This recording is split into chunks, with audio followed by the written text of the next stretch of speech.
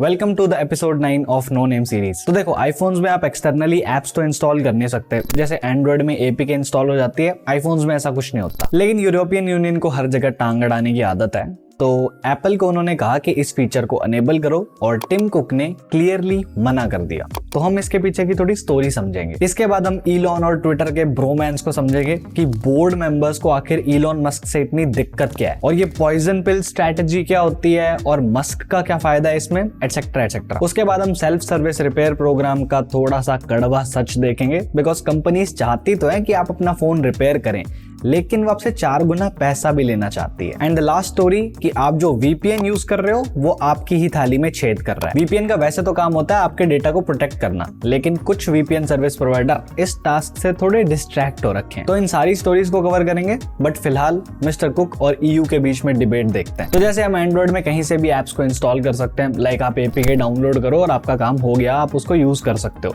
But iPhones में ऐसा कुछ नहीं होता। अनलेस अनटिल आपने अपने आईफोन को जेल ब्रेक नहीं कर रखा, आप एक्सटर्नली एप्स इंस्टॉल नहीं कर सकते, for obvious reasons, iPhone security. लेकिन अब शायद ये चीज चेंज होने वाली है, बिकॉज ईयू को इससे भी दिक्कत है। ईयू को लगता है कि एप्पल यहाँ पे अपनी मर्जी चला रहा है, जिसकी वजह से एप्स के बीच में कंपटीशन कम हो रहा है और कंज्यूमर्स का फायदा नहीं हो रहा। तो ईयू चाहता है कि एप्पल एप्स की साइड लोडिंग को अनेबल करे, बट टिम कुक ने कहा नोप, दैट्स नॉट हैपनिंग। तो अब आखिर साइड लोडिंग में प्रॉब्लम क्या है? एंड्रॉइड ये चीज सालों से कर तो रहा है, एप्पल कर सकता है ना।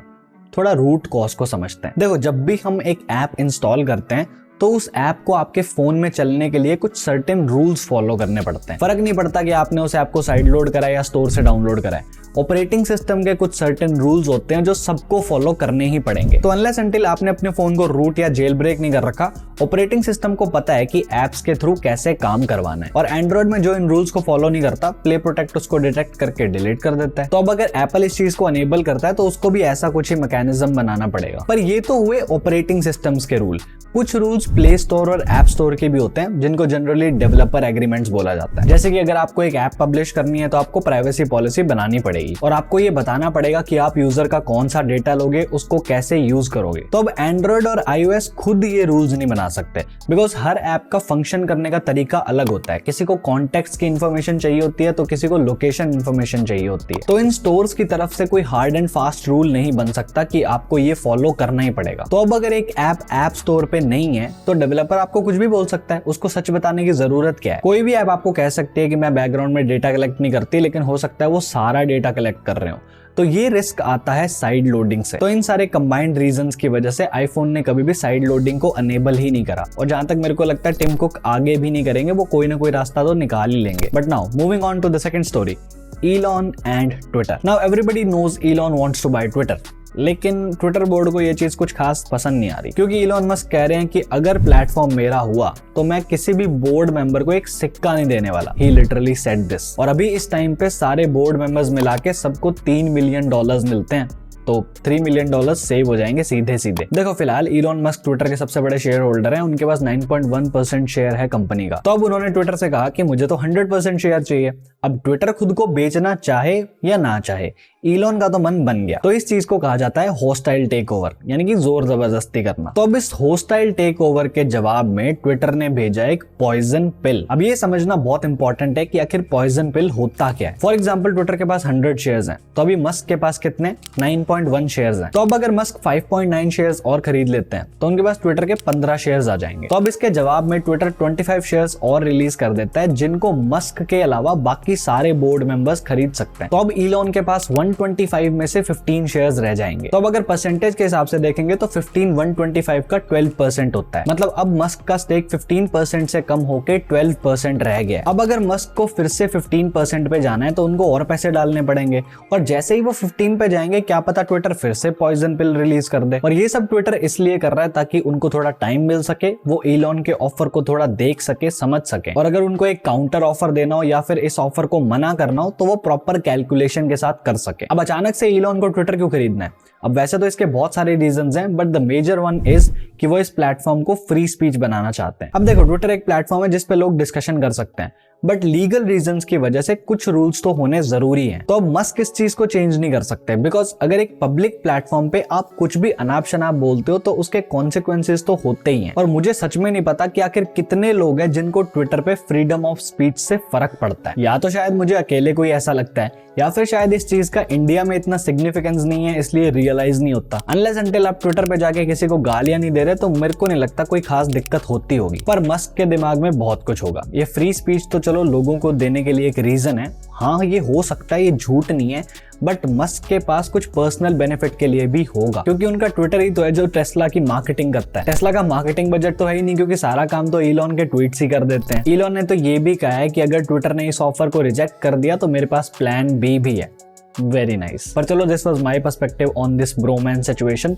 अब हम नेक्स्ट स्टोरी पे मूव करते हैं। तो आपको एप्पल के सेल्फ सर्विस रिपेयर प्रोग्राम के बारे में पता होगा। उन्होंने कुछ टाइम पहले ये चीज लॉन्च करी थी और उनको देख के सैमसंग ने भी लॉन्च कर दिया, और अब गूगल ने भी कहा कि okay we'll also join the gang. तब गूगल ने भी सेल्फ सर्विस रिपेयर पिक्सेल्स के लिए लॉन्च कर दिया। अब ये सारी कंपनीज अचानक से ये रिपेयर सर्विसेज निकाल रही हैं, तो आखिर ये हो क्या रहा है?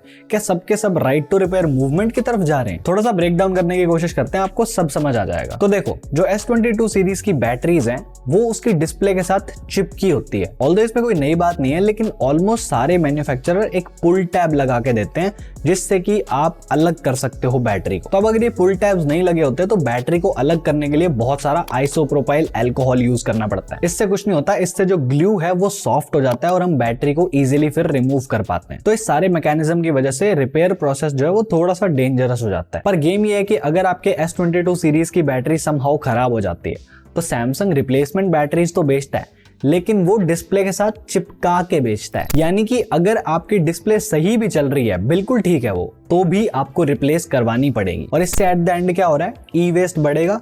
और ये सोचो कि आपको एक बैटरी रिप्लेसमेंट के लिए एक एक्स्ट्रा कंपोनेंट लगवाना पड़ रहा है, तो कॉस्ट कितनी ज्यादा बढ़ जाएगी। और ऐसा नहीं है कि सैमसंग अकेला है जो ऐसा कुछ कर रहा है। एप्पल को हम कैसे भूल सकते हैं, मैकबुक के साथ उन्होंने भी यही करा है। बाकी सारे जो लैपटॉप मैन्युफैक्चरर्स हैं वो कीबोर्ड को अटैच करने के लिए स्क्रूज का यूज करते हैं, लेकिन एप्पल बीइंग एप्पल उन्होंने स्क्रू का यूज ही नहीं करा। उन्होंने कुछ और ही मैकेनिज्म यूज करा है, जिससे कि अगर आपको कीबोर्ड को रिमूव करना है तो उसके लिए बहुत ज्यादा फोर्स लगाना पड़ता है। तो अब इन रीजंस की वजह से अगर मैकबुक के बॉटम हाफ में कोई भी प्रॉब्लम आती है तो एक भी पार्ट ऐसा नहीं है जो इंडिविजुअली रिप्लेस हो जाएगा। डायरेक्ट नीचे का सारा पार्ट जो है वो रिप्लेस होगा, और हम सबको पता है कि वो लैपटॉप की कॉस्ट से भी महंगा पड़ेगा। और इससे at the end of the day क्या हो रहा है, ई वेस्ट बढ़ रहा है। और इन सेल्फ सर्विस प्रोग्राम्स की अभी शुरुआत ही हुई है, तो ऐसा नहीं है कि आपको हर एक फोन के पार्ट्स अभी मिल जाएंगे, क्योंकि एप्पल फिलहाल iPhone 12 और 13 के पार्ट्स दे रहा है। सैमसंग सिर्फ S20, S21 और टैब S7 के पार्ट्स दे रहा है। गूगल इस मामले में काफी बढ़िया है कि वो Pixel 2 से लेके अब तक जितने भी फोन्स आए हैं उन सबके पार्ट्स अवेलेबल करवा रहा है। अब ये नहीं पता Pixel 5a, 4a जो छोटे फोन्स होते हैं उनके लिए भी है या नहीं है, बट मेजर फ्लैगशिप्स जो हैं उनके तो करवा रहा है। अब प्रॉब्लम ये है कि ये चीज सिर्फ अमेरिका में अवेलेबल है, वो भी कुछ सिटीज में। हाँ, ये इनिशियल स्टेज है, लेकिन किसी को पता है कि इस चीज के ऊपर कितना काम करा जा रहा है सो दैट कि इसको वर्ल्ड वाइड अवेलेबल कराया जा सके। देखो, मैं किसी इंडिविजुअल ब्रांड को टारगेट नहीं कर रहा, मैं सिर्फ आपको ये समझाना चाह रहा हूँ कि कंज्यूमर इलेक्ट्रॉनिक्स बनाने का जो तरीका है वो ही एनवायरमेंटल फ्रेंडली नहीं है। तो आप डब्बे में से चार्जर निकाल के कर क्या लोगे? जब ये ऐसी हरकतें करते हैं ना, फिर पता लगता है कि किसको एनवायरमेंट की कितनी फिक्र है। फिर लोग मेरे को कहते हैं कि मैं इनको इतना क्रिटिसाइज क्यों करता हूँ, हरकतें देख लो। पर चलो जो भी है, हम लास्ट स्टोरी पे मूव करते हैं। तो आपको एक VPN के बारे में पता होगा, ये आपकी ऑनलाइन आइडेंटिटी को सिक्योर रखता है। बट रिसेंटली एक रिपोर्ट में आया कि बहुत सारे जो VPN सर्विस प्रोवाइडर्स हैं, including Surfshark VPN, Atlas VPN, turbo VPN, 2-3 और भी थे, ये सारे थोड़े गलत काम करने लग गए हैं। तो देखो, एक VPN का ना रूट सर्टिफिकेट होता है, और ये काफी इंपॉर्टेंट होता है एनक्रिप्शन के लिए, because at the end of the day आपका डेटा एनक्रिप्ट होगा तभी तो आपकी आइडेंटिटी सिक्योर होगी। अब ये जो सर्टिफिकेट है ये कुछ एस्टैब्लिश अथॉरिटीज बनाती हैं, क्योंकि उनका साइन किया हुआ सर्टिफिकेट सबसे ज्यादा ट्रस्टेड माना जाता है। लेकिन आप खुद का सर्टिफिकेट बना के भी साइन कर सकते हो, और ये सारे VPN प्रोवाइडर्स यही कर रहे थे। अब अपने सर्टिफिकेट से प्रॉब्लम क्या है? देखो, ऐसे समझो कि जो भी इस सर्टिफिकेट को इश्यू करता है उसके पास ये राइट्स होते हैं कि वो सारा डेटा देख सकता है, कौन सा जा रहा है, कौन सा आ रहा है इस VPN के थ्रू। तो एक तो ये चीज क्लियर हो जाती है कि इनको आपका डेटा साफ दिखेगा। दूसरा, अब क्योंकि इनका खुद का सर्टिफिकेट है तो ऑब्वियसली ये कम ट्रस्टेड है। तो अगर एक हैकर को हैक करना है तो उसको सिर्फ VPN प्रोवाइडर को बाईपास करना है और उसके बाद सारा डेटा आ जाएगा। और सर्फशार्क VPN का हाल तो सबसे बुरा है। पहला तो यही हो गया कि ये लोग ट्रस्टेड सर्टिफिकेट यूज नहीं करते। दूसरा, ये लोग सर्फशार्क टैब ड्राइवर अवीरा और एक ओपन वीपीएन करके है, इन सर्विसेज को ऑटोमेटिकली इंस्टॉल कर देते हैं बिना यूजर की परमिशन के। और अगर आप सर्फशार्क वीपीएन की इंस्टॉलेशन को बीच में रोक भी देते हो तो भी अपने रूट सर्टिफिकेट को आपके डिवाइस में इंस्टॉल कर देता है। और सर्फशार्क बैकग्राउंड में कुछ प्रोसेसेस को रन करता है, तो अगर आप इसको अनइंस्टॉल भी कर देते हो तो ये जो बैकग्राउंड प्रोसेसेस हैं उनको रिमूव नहीं कर पाता। मतलब कि आपने प्रोग्राम भले ही अनइंस्टॉल कर दिया लेकिन बैकग्राउंड प्रोसेसेस अभी भी चल रहे हैं। अब वैसे तो हमारे हाथ में ज्यादा कुछ है नहीं, पर इतना ही कहूंगा कि इन सर्विसेज को थोड़ा सोच समझ के यूज करा करो, क्योंकि भरोसे वाले अब जिनको पता है उनको पता है।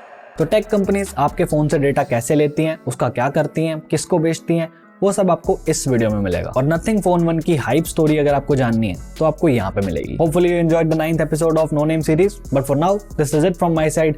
Thank you so much for watching. I am Divanshu and I am on leave till the next one. Bye bye.